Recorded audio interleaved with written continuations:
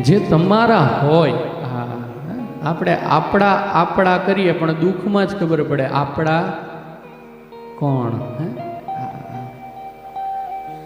અને બાળકોને સંસ્કાર આપજો કે જ્યાં સુધી બાપ છે, દાદા છે, માં છે, ઉપર છાયો છે ને ત્યાં સુધી વાંધો નહીં.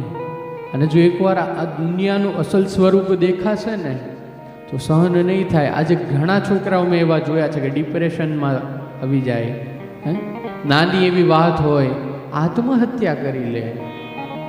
આત્મહત્યા જેવું મોટું પાપ કોઈ નથી. આપણા શાસ્ત્રો કહે છે કે જે એકવાર આત્મહત્યા કરે એને એવા 7 જન્મ આત્મહત્યા કરવી પડે. આ બાળકોને સમજાવજો. આમાં એવું બને છે કે આપણે જ આપણા માતૃ પ્રેમમાં, પિતૃ પ્રેમમાં, મમતાની અંદર એમ સમજીએ કે બાળક હજી નાનો છે ને, કંઈ વાંધો નહીં, કંઈ વાંધો નહીં, કાલે મોટો થશે, કાલે મોટો થશે. અને એમ કરતાં કરતાં સમય ક્યાં વીતી જાય આપણને ધ્યાન નથી રહેતું. અને પછી જ્યારે ડાયરેક્ટ બાળક ઉપર જવાબદારી આવે ત્યારે એને સહન નથી કરી શકતો. કારણ કે આ દુનિયાને સંભાળવા, આ વ્યવહારનો ભાર, આ વડીલો તો જાણો છો, આપ માતાઓ જાણો છો, આપ વ્યવહાર કરો છો, આપ સંસારમાં છો. મારી ઉપર તો ભગવાનની એવી કૃપા છે કે મારા ઘરના વડીલો બધા વ્યવહાર સંભાળી લે છે, એટલે હું ક્યાંય વ્યવહારમાં નથી જતો. પણ આપ તો જાણો છો, છોકરાઓને લઈ જજો. હા, છોકરાઓને બધા સાથે મેળવજો, એને ઓળખાણ કરાવજો, એને કથાઓમાં લાવજો. હા, વેકેશનમાં ક્યાંક કથા કોઈક સારા વ્યાસની હોય, કોઈ સદગુરુની કથા હોય, ત્યાં લાવજો. સંતોના આશ્રમે લાવજો. આ ભલે તોફાન કરે, ગમે એ કરે, રમત કરે, ગમે એ કરે, જો અત્યારથી એને મંદિરે જવાની ટેવ પાડશો.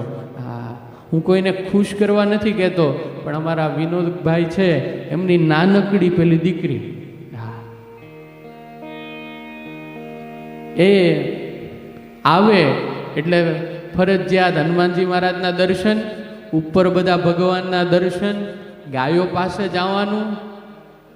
હું બેઠો હું તો ત્યાં આવે, ચોકલેટ લે, જય સિયારામ કે, 2 મિનિટ બેસે, પછી દાદાને કહે ચાલો.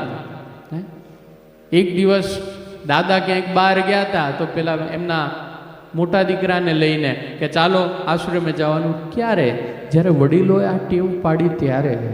આપણે આપણા બાળકોને એવી નાનકડી ઢીંગલી છે, માતાજીનું એવું સુંદર સ્વરૂપ છે, નાનું એવું. બાળકોને નાનપણથી જ આ સંસ્કાર આપજો.